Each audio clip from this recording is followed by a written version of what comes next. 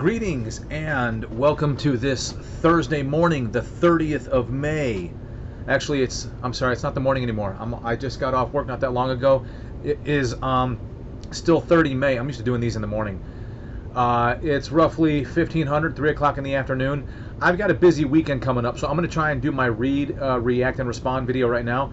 In the background, I've got my wedding photo from the Levitt Falls Lookout outside of the Mountain Warfare Training Center in Pickle Meadows. I'm leaving it up there because apparently something I said in one of my videos brought up trails and whatnot. So I got a lot to get through, so I'm going to try to read as much of these as possible. Sorry if I couldn't wait for the weekend, but I want to plow through this so that I can have my weekend and then get this video posted and allow the comments to keep coming in. What I can say is thank you for all of the responses. Thank you for generating the conversation. And once again, let's move forth in this third decade of the 21st century and see what we're talking about. So Paul Revere commented on my moving on and asking questions, May 12th, 2024. Happy Mother's Day to all the mothers out there video. The escalation of hostility over civility seems to work like this. First, you have talking that turns into shouting, which includes distancing. If the escalation continues, eventually the shouting turns into shooting one another, including more distancing. Communication by electronics instead of face-to-face greatly exacerbates this, even if not the root cause. Yeah, keyboard warriors that hide behind the anonymity of the internet. To rectify and reverse this trend, there needs to be a willingness to get in close, talk, listen, and be willing to allow extreme disagreement of thought and opinion. Actions and behavior are something else, but much of that is largely self-correcting if the civility of talking out our disagreements actually takes place.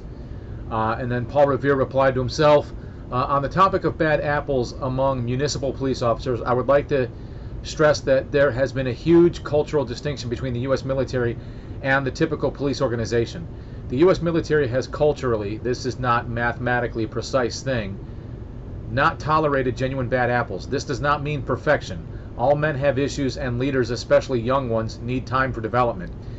This is not so much how it is with many police departments, who sometimes are quick to weed out bad ones, but far too often they are prone to cover things up for fear of exposing dirty laundry or whatever. The real issue isn't the bad apples so much as the culture of giving them a pass, practically speaking.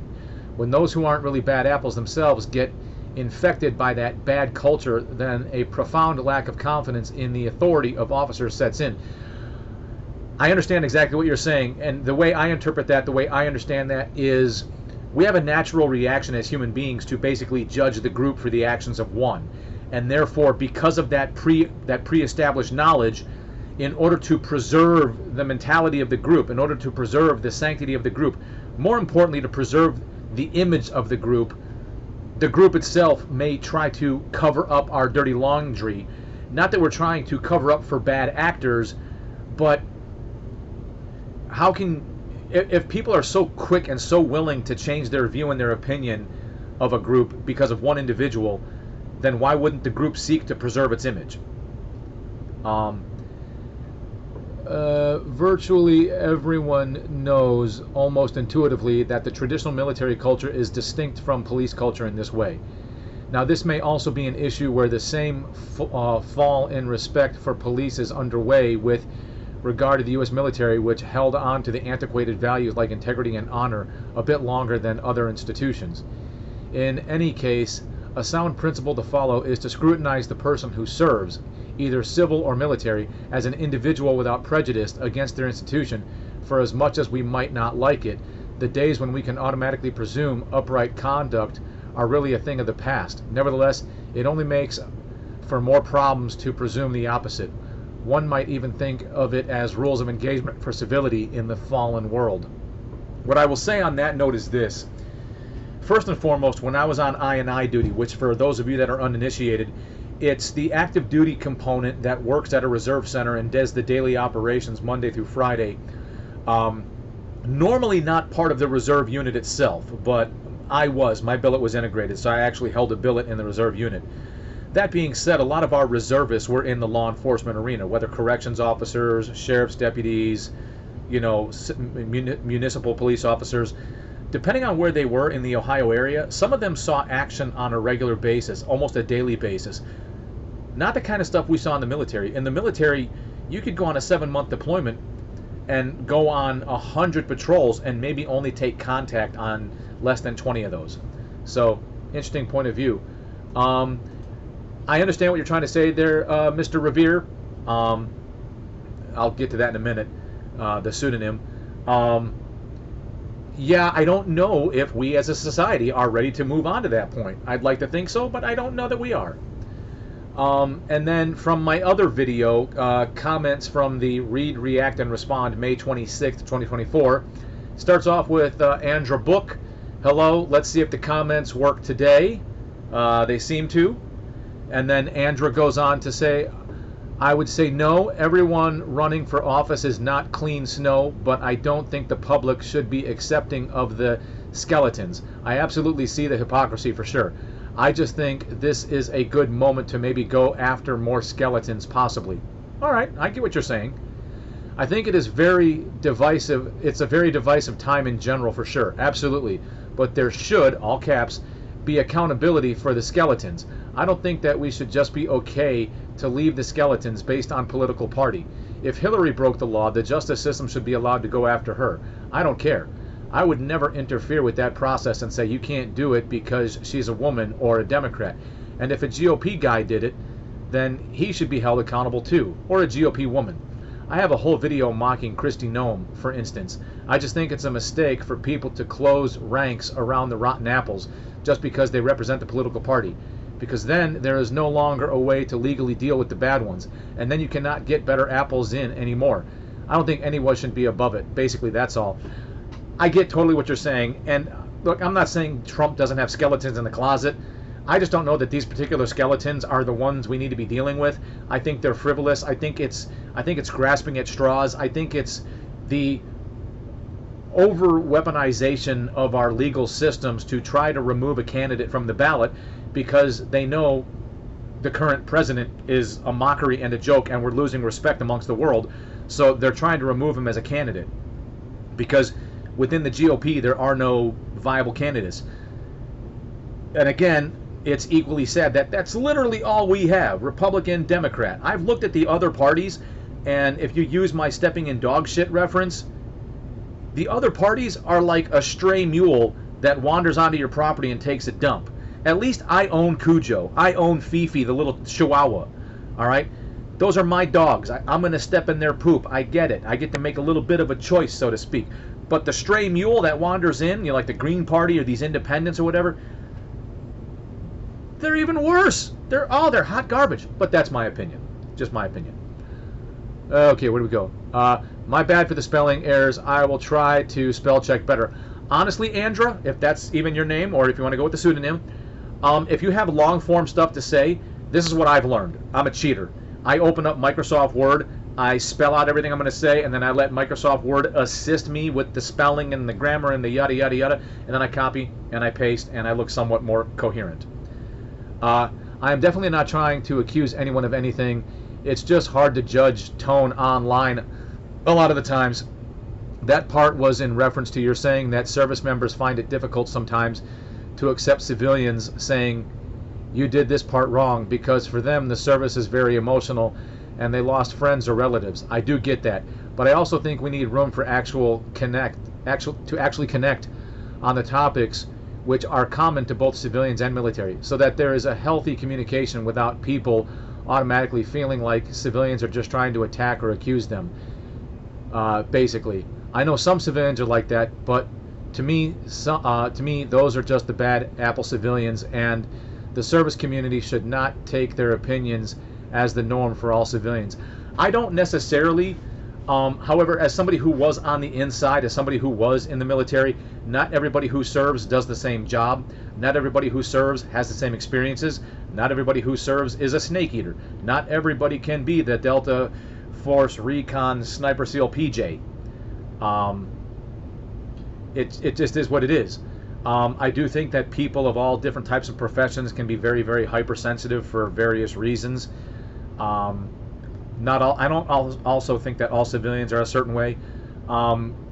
Particularly I had a really rough time in Raleigh. When I first retired and moved up to Raleigh, I moved up there specifically for my son's health care. Unfortunately, that took a tragic turn, and we no longer needed to be there for his health care anymore, but we stayed. And I tried like hell to market myself, and I don't know if I was just carrying a lot of baggage from the trauma of having lost my son, but nobody would touch me. And then I got that proverbial, oh, thank you for your service. Kind of like people in the South say, oh, bless your heart, but in a derogative way. All right, where we go.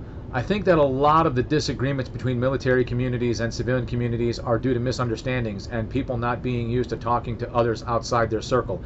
Everyone is used to being in their bubble and are totally terrified of going outside of that bubble. But if we cannot talk to each other across those community dividing lines, then things just don't get better.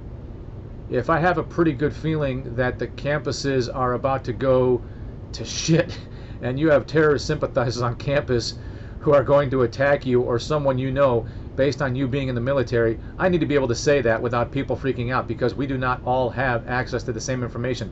But we should all be open to warnings of that nature when they come up the grapevine. That is all.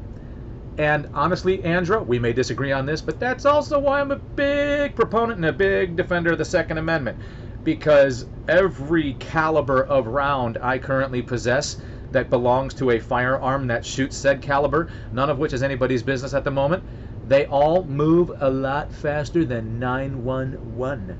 Just gonna say. But yeah, I can see where there's sometimes a divide. Andra, what I will try to share with you is this. Specifically, let's just say things like sense of humor.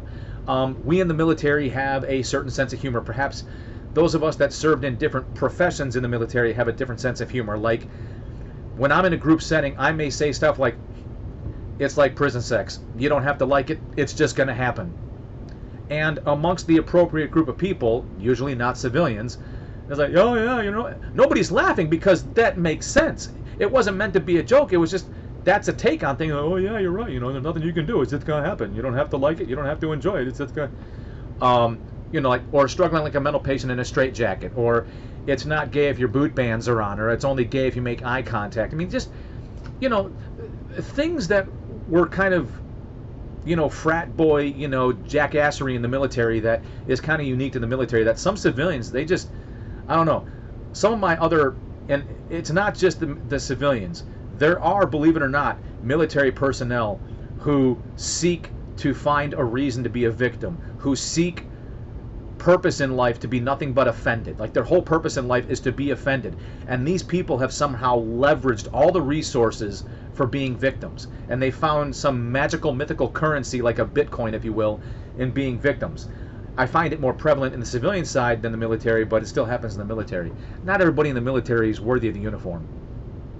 I'm not military, no. And pretty much all the military people I actually know are online, like yourself. Guilty.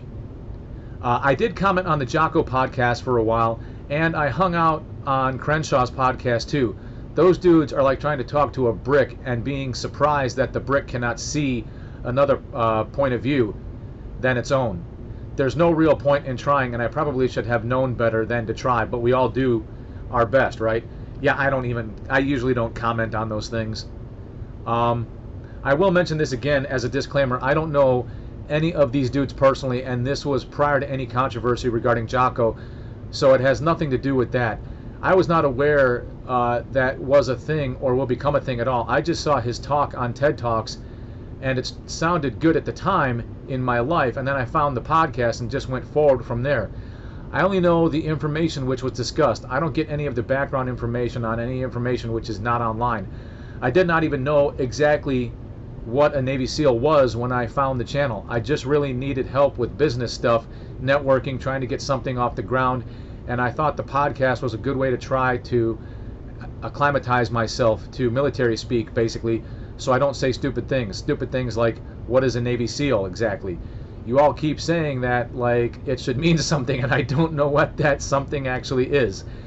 It's things like that. I did not want to end up just insulting everyone accidentally, but I don't actually know the references. I'm trying to make up the missing knowledge. Understood.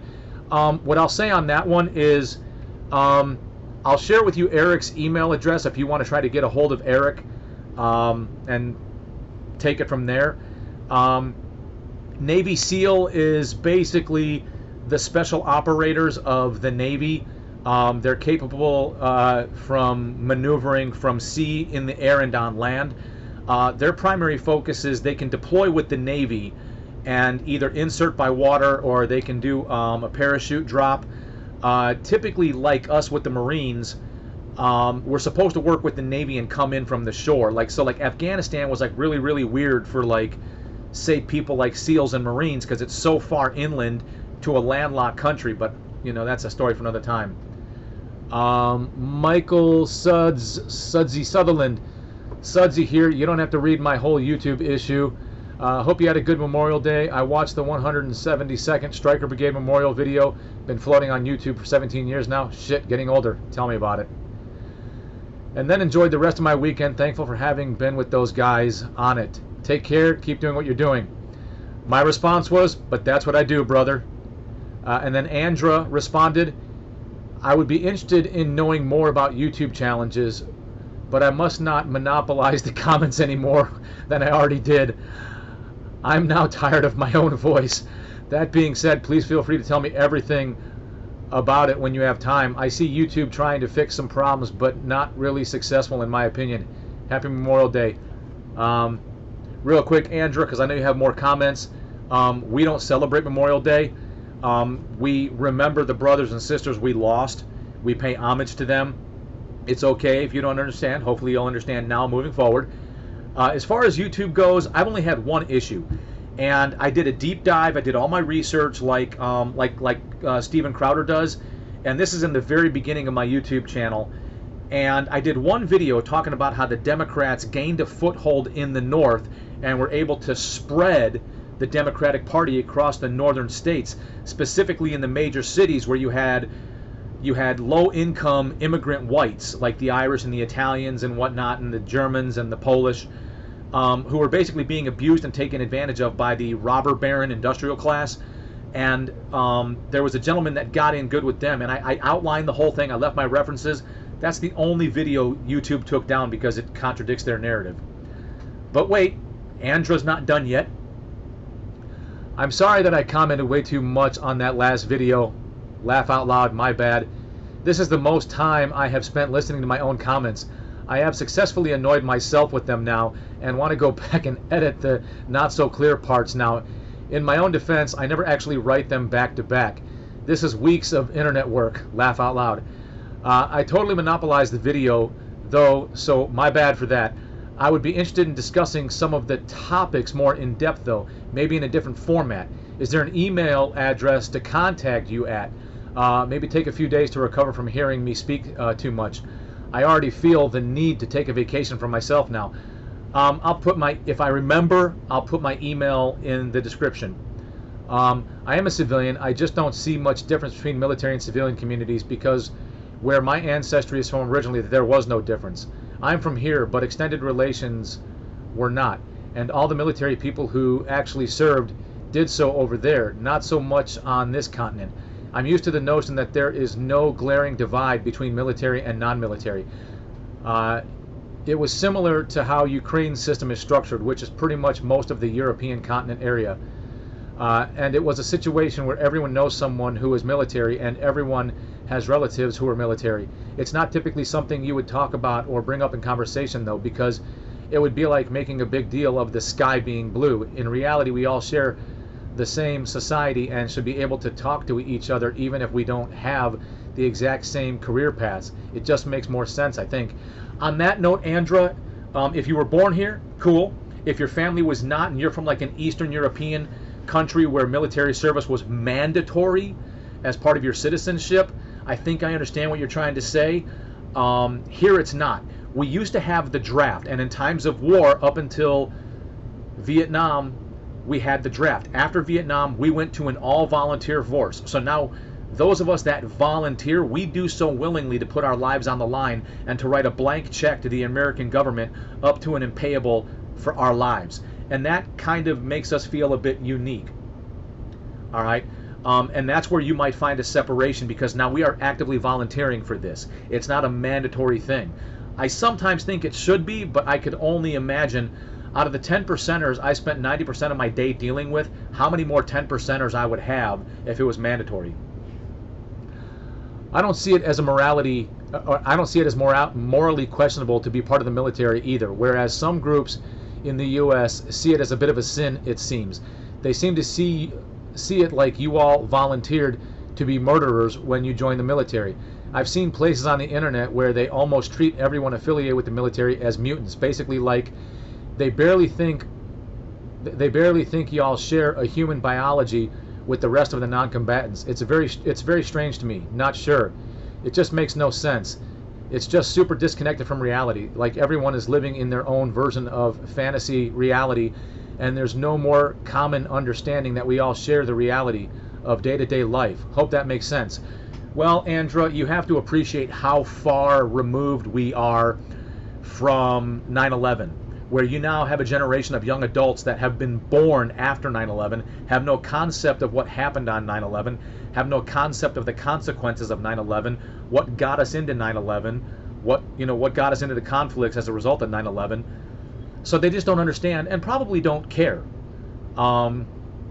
It just is what it is. Most of us, from my experience, we come from middle to low income families. We can't afford college. We can't afford that sort of thing. So many of us use the military to earn college benefits. We use the military to learn a skill that we can use in the outside world. We use the military as a stepping stone. Some of us, depending on our individual situations, we stay in longer. 2 enlistments, 3 enlistments, 4 enlistments, a full retirement. I did not join with the intention of staying in to collect a pension. I was just going to do my 4 years, get out, go back to Illinois, where Illinois was supposed to offer a veterans grant for 120 hours of free tuition to any Illinois public school, on top of the Montgomery GI Bill that would cover room, books, board, and beer. That's exactly how my recruiter put it. I was all in. I enjoyed the independence that the military provided me. I enjoyed the military lifestyle, but it is not for everybody. Real world example, campuses are being cyber attacked by what seems to be foreign actors. I need to do something about this. Therefore, I need to find one of the politically connected veterans to talk to about this issue and strategies to fix it and harden up the campus defenses so they can't get through anymore and cause problems. This is a real thought I actually had, and the explanation for how I ended up trying to communicate with Jocko's group through the podcast to begin with. I also need to then talk about businesses having similar issues, which was going to translate into business networking assistance, and it seemed like something his group may be able to help with, possibly because he was already doing business leadership. There was a checklist of topics. I spent exactly 1 second on that logic. It was knee-jerk logic. There would just be no reason for me not to try and reach out to someone in the military community under those circumstances. I may not tell everyone that's what I want to do because some people may be biased, but in my own brain, this is the most logical plan of action possible. It would never occur to me to do that because I'm not part of the military community and it's some kind of social faux pas. That would seem ridiculous to me. Still does today. We all share the same society. We need to be able to communicate. It's just practicality to me. This department deals with X problem. I need to talk to that department and I have a problem. Andra, on that particular note, what I would say is this. If you want to get anything done, you have to start at the local level. You more than likely within your township, within your county, you have a Congress and a Senate. You need to, or within your state, within your district, whatever, you have representatives. You need to start there. Typically at the county level, at the municipality level, that's where the rubber meets the road. That's where the elected officials have some of the highest level of buy-in and the greatest impact on the ground. The other thing I would caution you with is be careful. I hate to say it in these terms. I really, really hate to say it in these terms. But if you're looking at individual people to talk to, I would stay away from the Democratic side. The Democratic side is all about not what you're looking at.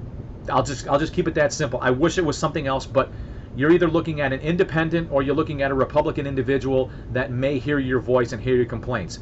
To include if it's only about one campus.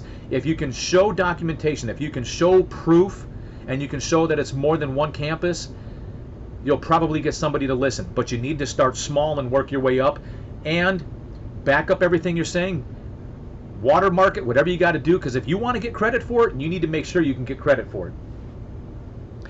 Last but not least, I know people with a different mentality exist, but they're just something to be aware of. To me, I need to step on eggshells around them, but I usually handle it by just not telling other people that I'm trying to talk to y'all. I try to avoid the bad eggs all around, basically. And I don't get everyone's need to be super open with personal information in recent years. It's unnecessary and just makes it easier to get doxxed. That's all. Okay, fair point. I'm not hiding behind anything. I'm not hiding behind a pseudonym. I'm who I am. You want to dox me? Well, at least have the balls to come see me. All right? Getting on my property is not the problem. Leaving could be. Paul Revere replied, wow, someone who writes longer comments than me. I will have to reread it later, but maybe I can share a few things that might help you. Within the U.S. military, there are elements of an idealistic culture that not everyone truly adopts, but it significantly flavors things to make it exceptional in many cases. This idealism is exemplified in the words of a former commandant. The Marine Corps has no ambition beyond the performance of its duty to its country. Its sole honor stems from that recognition which cannot be denied a corps of men who have sought for themselves little more than a life of hardship and the most hazardous assignments in battle. This kind of commitment to honor is not universal, never has been, nor is exclusive to the military or the Marine Corps, but traditionally, historically, it has been more prevalent in the Corps than almost any other prominent organization in history. Finally, what about today? Well, sometimes reality does not conform to our wishes.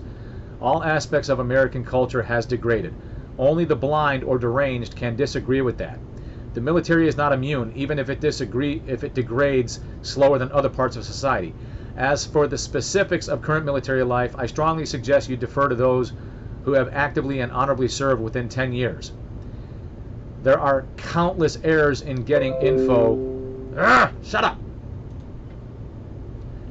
Where there is a bigger disconnect. I can address big picture issues and history, as can other older veterans, but current experiences matter.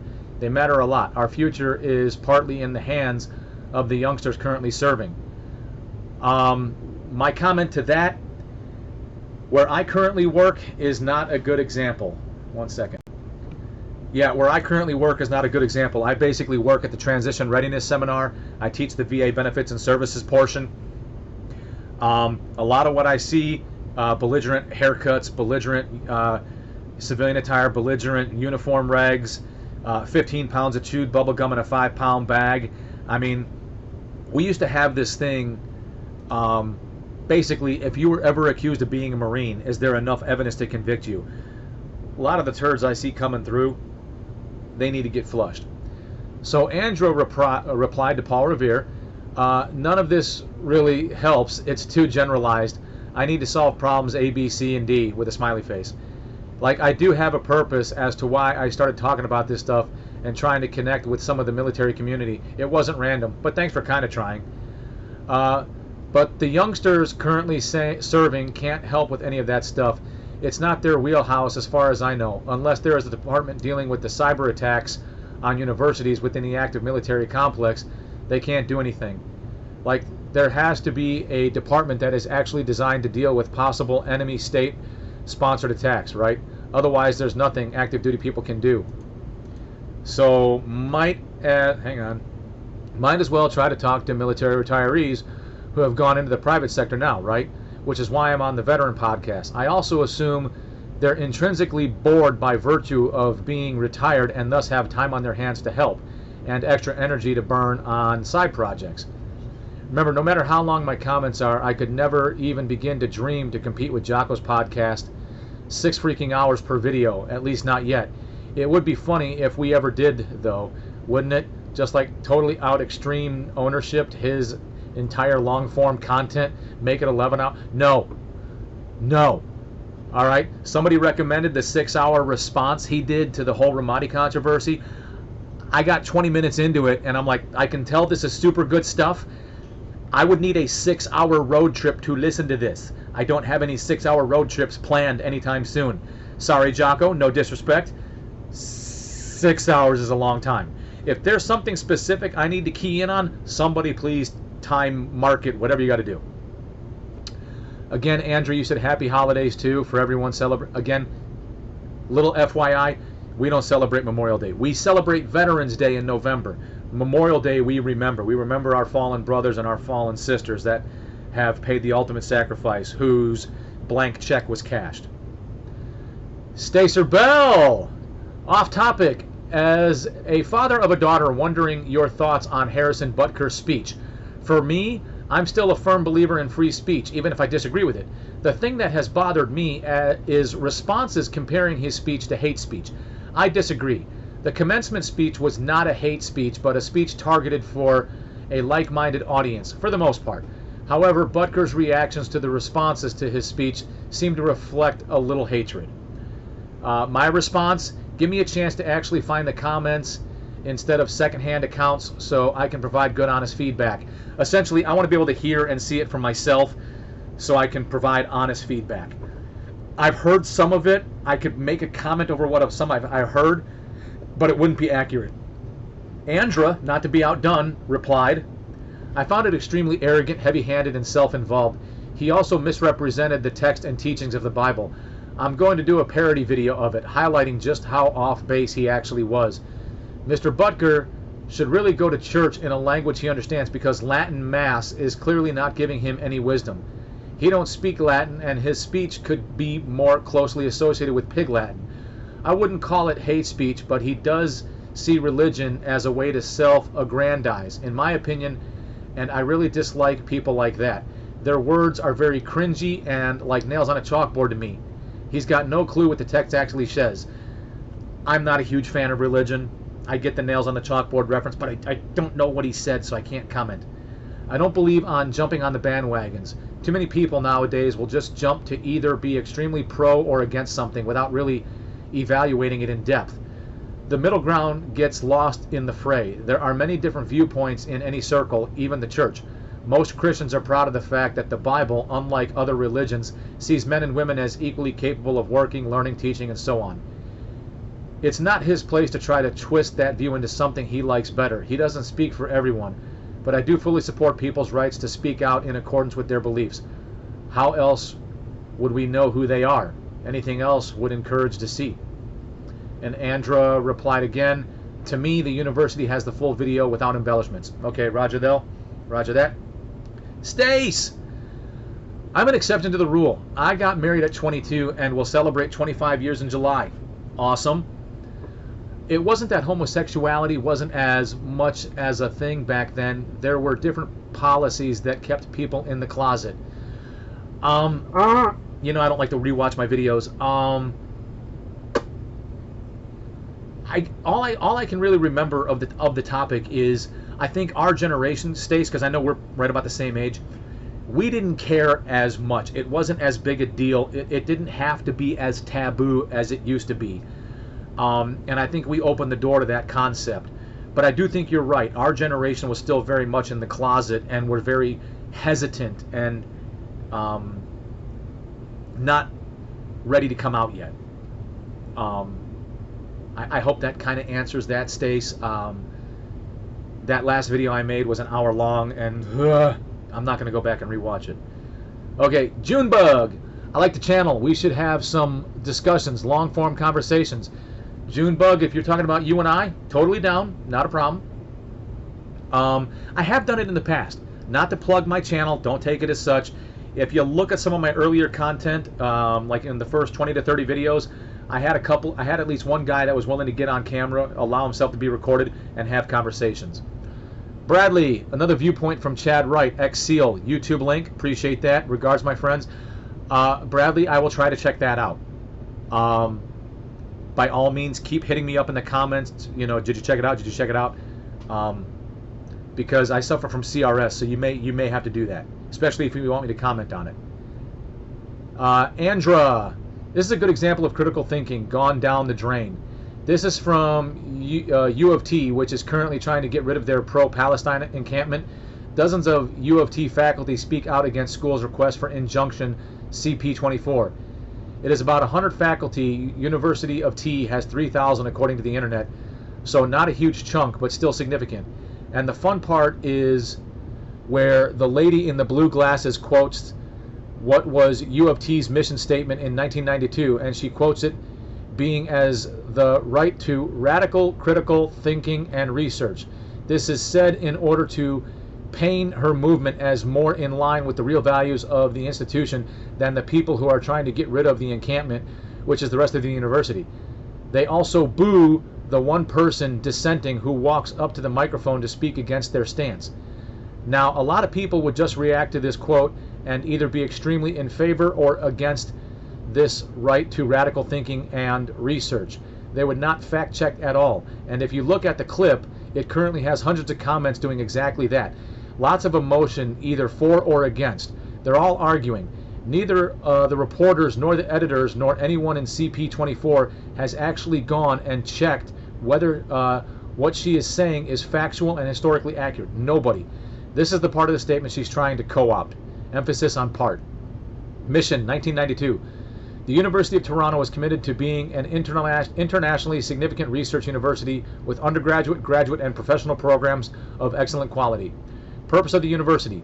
The University of Toronto is dedicated to fostering an academic community in which the learning and scholarship of every member may flourish, with vigilant protection for individual human rights and a resolute commitment to the principles of equal opportunity, equity, and justice. Within the unique university context, the most crucial of all human rights are the rights of freedom of speech, academic freedom, and freedom of research. And we affirm that these rights are meaningless unless they entail the right to raise deeply disturbing questions and provocative challenges to the cherished beliefs of society at large and the university itself. I'm going to pause right there. Fun fact, Canada doesn't have a constitution. Canada doesn't have free speech laws. Canada actually locks people up in jail or prison or both for hate speech. It is the human right to radical critical teaching and research with which the university has a duty above all to be concerned, for there is no one else, no other institution, no other office in our modern liberal democracy which is the custodian of the most precious and vulnerable right of the liberated human spirit. Again, this was 1992 in Ontario, but obviously there are other universities. And this is the part of the statement on the limits and rights around freedom of speech, 1992. Of necessity, there are limits to the right of free speech. For example, when members of the university use speech as a direct attack that has the effect of preventing the lawful exercise of speech by members or invited guests or interfering with the conduct of authorized university businesses, the university may intervene. Similarly, although no member of the university should use language or indulge in behavior intended to demean others on the basis of their race, ancestry, place of origin, color, ethnic origin, citizenship, creed, sex, sexual orientation, handicap, age, marital status, family status, the receipt of public assistance or record of offense, the values of mutual respect and civility may on occasion be suspended or superseded by the need to protect lawful freedom of speech. However, members should not weigh lightly the shock, hurt, anger, or even the silencing effect that may be caused by use of such speech. There was never a time when people did not understand that their freedom to speak cannot be used to oppress someone else's, cannot be used to attack other students, and cannot be used to just camp on the land for weeks on end or promote bullying and violence. And radical in 1992 had nothing to do with any terrorist attacks. Radical thinking just meant, can we have pajama days and show up in PJs to class? The quote is taken completely out of historical context and meaning. It is done in a way which is antithetical to real critical thinking. She is completely deceiving an audience by cherry-picking facts and misusing them. This is what individuals like this do on a constant basis. There are 100 professors right behind her. Okay, sorry, I had to go get my pre-workout. You cannot actually trust anything they say. The words are always twisted to support their narrative. Don't disagree. Also, side note, these types of professors take those views and start bullying the students too. If you are from a veteran background and you run into one of these loons, they will absolutely make your life a living hell. Even if you're just pro-veterans or have pro-veteran friends, you're toast. They see it as their mission to make sure you fail. Yeah, not a completely uncommon thing. In the military, we had something very similar. We called it gatekeepers. people who thought that their group was so elite, so exclusive, that if they had the opportunity to be an instructor for, say, like Scout Snipers. Scout Snipers was one of the worst ones. They took it upon themselves to be a gatekeeper and pick and choose, almost like an assessment and selection for special forces, who could be a part of their cool guy club.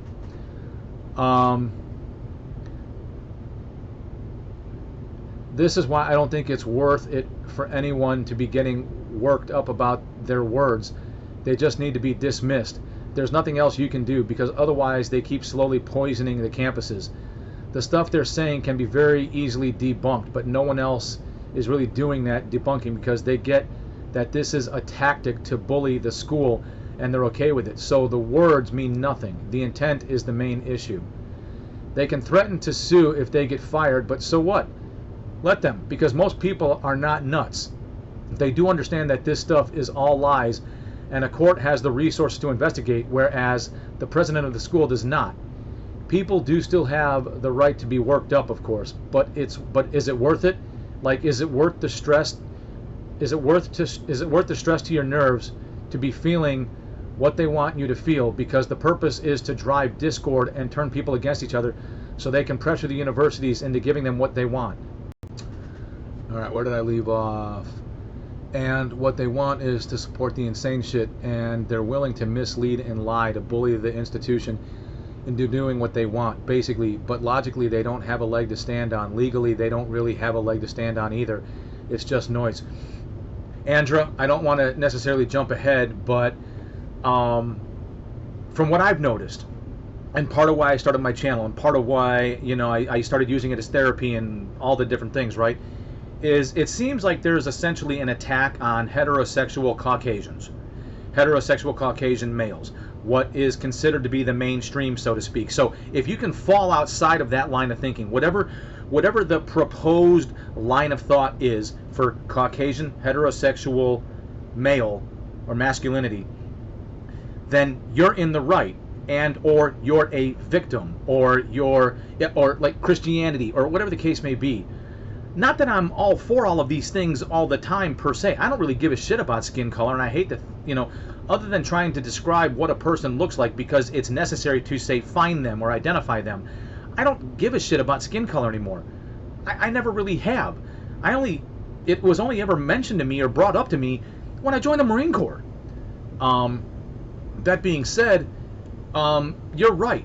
Is these people who have found currency in being victims have also turned bullying into an art, almost like a direct challenge. Well, we exist outside of this mainstream norm that we've identified as the mainstream norm, and we've set the standard for what that mainstream norm is so that we can fall outside of it. Therefore, we're the victim class. We're allowed to do whatever the fuck we want to do, and if we don't, we'll throw a temper tantrum. Alright, so why give them what they want? I say look after your own interests and health, and don't let them derail that with random, never-ending gaslighting. University of Toronto was a liberal arts school. Their main contribution was women can paint on campuses too. Yay, feminism. Paint on campus with full equality and opportunity versus let's support the decapitation of an ethnic group. Does not really sound the same, does it? The point of critical thinking is to bring the temperature down and make people not just react to the spectacle, because what would be truly tragic is if some of the students being bullied lose their place, their housing, or their lives. If someone really loses it and brings in weapons to these rallies, that would be a tragic for everyone involved. That is the point where a line needs to be drawn, because we cannot just import the genocidal tendencies of people across the globe and let it loose in the community and then just watch that chaos unfold. Even if they're just 1% of the staff, it does not take more than that to have a tragedy occur. Yeah, interesting. Paul Revere replied, hints. Number 1, so long as anyone fails to acknowledge and recognize the reality of human depravity, endless disappointment, disillusionment will follow. 2, virtually no institution upholds its mission, purpose, constitutional statements, whatever, as its primary goal, ever. The primary goal of everyone is self-promotion, even to the point of going against any and all proclaimed principles they have, no matter how ornately written, no matter how deep the history. Once you figure out this second tip, so many conundrums will suddenly make some sense. The world is not a nice place filled with good-hearted people. With few exceptions noteworthy, it's a dog-eat-dog with rotten hearts inside polished images playing a game of who can best fool everyone. Yes, sir, kind of hard to disagree with that. But Andra, I enjoy the fact that you're stepping out and saying something, because that actually takes courage. To which you replied, let me know if you've seen my reply to this. It was longer form. I don't think I saw a reply to that, Andra, although we'll keep going. So Paul Revere, just began watching your videos in response to Ramadi controversy 18 years later. I'm a Marine veteran, somewhat disgruntled, no pun intended. I served at Al-Assad with the Selective Marine Corps Reserve Artillery Unit in 04 to 05. This was sort of an epilogue tour for me, having previously served at SOI West and 3-3 as an infantry officer after 10 years of enlisted service. In short, I'm one of those who paid my dues, although I did come up short by failing to succeed in the careerist sense of things. Mission accomplished? Check. Marines well cared for? Check. Complete career retirement, etc.? No check. I achieved the first of those three anyways, but never figured out how to succeed at the third thing until too late, even with 8 promotions. One too few. Mostly, I wish to thank you for your input on the controversy and to share my response to being thanked for my service, which is kind of rare, but I have used this response for many years. I say this, the best way you can thank me is to exercise your freedom and don't let anyone take it away from you. Semper Fi. All right. Paul Revere replied to himself, that response of mine predates by many years the horrible time known as the shutdowns, so you might understand how hard it was, still even, for me to see Americans throw away their freedom so thoughtlessly. I still give my standard response, but for a while it was super painful. I don't know yet what your other content relating to more current issues is all about, but I look forward to getting into it. We who value freedom don't need to agree on all points, but I, for one, have had my fill of the ideological silencing of people who still value freedom. Let the voices of goodness, reason be heard and not be silenced. How can we be free otherwise? Call me idealistic or even romantic in this regard, but some of us have paid too dearly for too long to simply accept all the evils of this present time as some new norm. Some things are always unacceptable no matter what, and honor is not something that can ever be legitimately redefined. I'm not responding just yet for a reason. It'll become clear here in a moment, I hope. Paul Revere again replied, different topic. You mentioned Gunny Lambert, who you first knew in 3-3. Technically didn't know him in 3-3. Just when we met each other, we shared where we'd been, and he's like, oh, I was in 3-3. I had a Sergeant Lambert as a guide in my rifle platoon with Lima 3-3. Same Marine? Hang on. Sorry that my memory's a little fuzzy there, especially since I had a turd of a platoon sergeant, totally forgot his name, who was rightfully fired. Then I don't clearly recall what happened with Sergeant Lambert, but a fine NCO. Corporal Dunn stepped up to be the platoon sergeant for a while, and I could not ask for better. One of the 2 best infantry NCOs I ever knew, where it really counted. Maybe Sergeant Lambert joined mid-deployment along with Staff Sergeant Militano, solid platoon sergeant. I wish I could remember better. Anyway, I think Gunny Lambert might remember Dunn, even if I was just another lieutenant. Wow, that was 25 years ago, so maybe a little memory loss is to be expected. Maybe, I don't know. We had an excellent company under Captain Matthew Palma. By the way, Paul R is a pseudonym for me, just in case it isn't obvious. I replied, we never really talked all that much about Hawaii or 3-3 other than he was there in Lima. He was roughly 6'4", dark green Marine, built like a linebacker. That was my gunnery, Sergeant Lambert. 3-3 was the greenest I've ever been in the Corps. It all seemed to go downhill from there. I was with India from 96 to 97 before getting cross-decked over to 1-3. Yeah, true story, Mr. Revere. As you probably remember, 3-3 was probably the greenest I think I've ever been in the Marine Corps. our 30 miles a month, which I never knew was an infantry standard, but so help me if we didn't hold it down, right? And if the battalion commander, old Lieutenant Colonel Sposato, was leading the hike, then you knew for a fact the last 3 miles after the very last break, gas, gas, gas. If you don't remember me by this, maybe you remember I was one of the kids, if not the only kid, who refused to take off his backpack until I got back to the barracks because I didn't want to go through the pain of having to put it back on, where I took it off for the very last time once I got back to the barracks. But yeah, Gunny Lambert, like 6'4", dark green, jacked. You responded. No kidding, Captain Neary, at the time. I replaced Lieutenant Matthew De Palma, because he had to go to 81s. So Lieutenant De Palma was there before I even got there. I think he checked in to the Advon before they even got back from Okinawa. So like he was one of the very, very first lieutenants to ever get there. I think he was there so long he picked up first lieutenant and they sent him over to 81's platoon, which is apparently a huge deal. You would know. I replaced Lieutenant De Palma in 2nd platoon. Lieutenant Rich had 1st. Yep, I remember. And Lieutenant Martin had 3rd. I ran into Captain Martin later. I can't remember where, but I ran into him later. I had Staff Sergeant Gunther and Sergeant Hepburn. Sergeant Hepburn followed me over to 3rd Platoon Bravo Company. On that very next deployment, he got fapped out to like the rifle range over at Schwab. Yeah, Staff Sergeant Gunther came off the drill field. He was your platoon sergeant. Sergeant Hepburn had just come from Quantico. He was your guide. I don't remember many others outside my platoon that deployment, except for Marafi. I don't remember Marafi. I remember Porter and somebody else. Of course, I remember my squad leaders and losing almost half my platoon for half the deployment as they did their division super squad thing and that long freezing night of walking in Korea with that weird comet up in the sky. Korea was miserable. F me, Korea was miserable.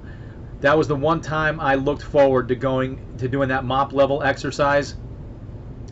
So, my response. I remember who you are now. I won't say it out loud to preserve your anonymity, but yes, I was in 3rd Squad, 1st Platoon under Rich. Lieutenant Colonel Neary would be my battalion commander in 3-8 for 2 deployments, to include that infamous deployment to Ramadi. Here's what I'll say on that, and if you want to comment on this, Mr. Revere, although I know who you really are, the problem I was having and why I'm getting a lot of hate, I'm still getting some haterade on that first video I made. I don't remember having a good relationship with the XO. The XO that wrote the letter, the XO that took the time to go on camera. I don't remember having a good relationship with him. That doesn't mean that he's a bad person. So I didn't want to come across as saying he was a bad person. Part of the reason I didn't have a good relationship with him is because I didn't think he did his level best at the job, or he wasn't performing at the highest he could at that job. Which means, and I probably shot off a little early, I probably had what might be called a negligent discharge. All I was attempting to say by entering into the fray was, be careful who you trust as a source. Is it possible the XO was exposed to information that I wasn't? Sure. But based on some other examples I had discussed with Eric Denning over the phone, I gave him this example. If you fancy yourself David and Jocko's Goliath, be careful where you get your stones from. That's all I was trying to say. Alright, let's move on. Paul Revere, unrelated to anything other than a brief comment you made about missing Pickle Meadows. I'm a seasoned Pacific Crest hiker. My trail name is Semper Gumby. Trail life is the best self-therapy I've ever found, oversimplifying it big time. My wife and I miss it terribly. That's where we got married. Levitt Falls Lookout. I have written thousands of words, including songs, on the topic, but few tips are better than what I got from an old Boy Scout master. Cold kills, nature is neutral, and mountains don't care. Truer words have never been spoken. Your best laid plans are for nothing because Mother Nature doesn't care about your plans.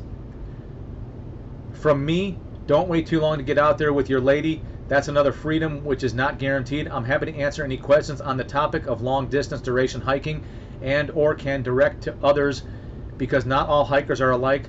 I would like to see more veterans on the trail for their individual welfare.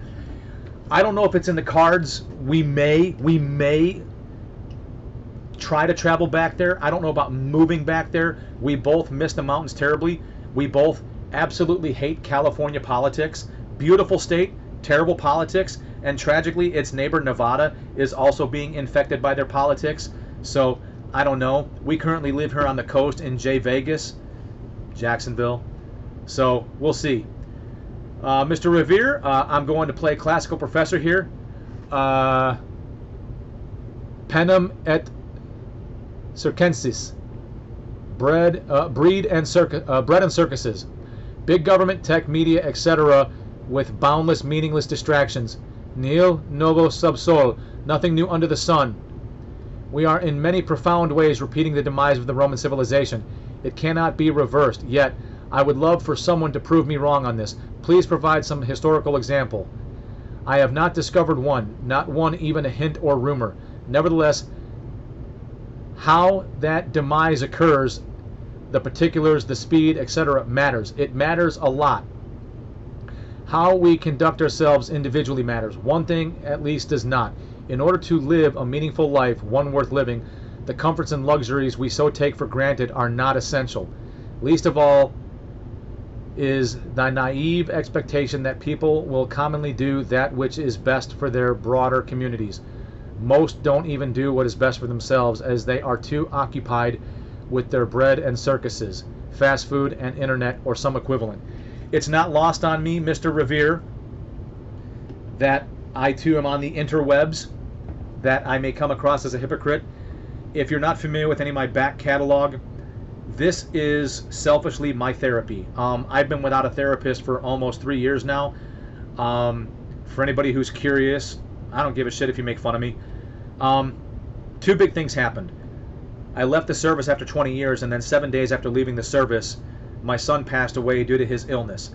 Much of the last 7 years of my career were dictated by his health, therefore being stagnant in rank, so on and so forth, in order to take care of my family. Not a decision I regret.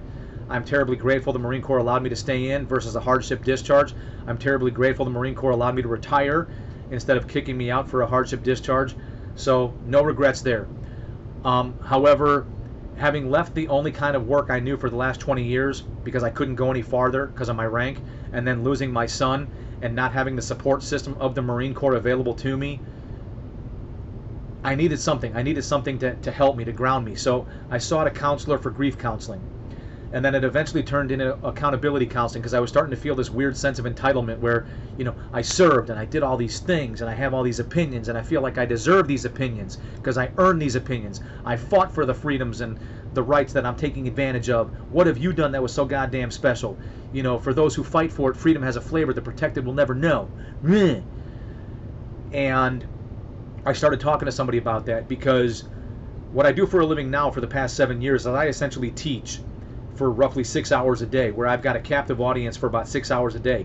That's a lot of time to potentially say something of a personal nature where I could risk offending somebody. Now, are there people who exist for the sole purpose of being offended? 100%. Whether or not they can legitimately back up the fact that you were offensive because what you did was offensive and has absolutely nothing to do with what you're supposed to teach, why give them the ammunition? Why put yourself in a position where you say something that's not part of the required curriculum, that's not part of what you're supposed to be teaching, and therefore jeopardize your own safety and sanctity by giving somebody ammunition to use against you? So I started seeing a therapist to help work on accountability issues. That being said, having lost my therapist, nothing happened. Well, my therapist had to take a leave of absence. Beyond that, I don't know of anything else. I don't know of anything more to that. It's one of those things where you're not really allowed to know, so to speak. Maybe some of you get that. Have I thought about finding a new therapist? I have. However, the thought of trying to reestablish trust and reestablish a new connection and reestablish a new relationship is not one that I'm looking forward to. So instead, I turned to the internet. And one thing I will say is this, for anybody listening. It took me about 17 iterations before I posted my first video because I constantly thought about the consequences. The doxing, the potential retribution to my family. And it caused me to look internally. And what I arrived at was, you know, I have these thoughts and I have these feelings and I have these opinions on certain subjects. I think I'm a good person. You know, I pay my taxes, I vote, you know, I contribute as much as I can to the community. And yet I feel this way. Is it possible somebody else could feel differently on any number of subjects and yet still feel like they too are a good person? They're putting good stuff out there. You know, they pay their taxes, they vote. And yet we just disagree. But yet we find ourselves doing what humans do. We seek approval in groups. And we seek out these groups and we create these echo chambers and we yeah, no. So I was like, well, maybe, just maybe, there's a group of people that are willing to, you know, cross boundaries and be like, I disagree. Here's why I disagree. These are my thoughts. Go.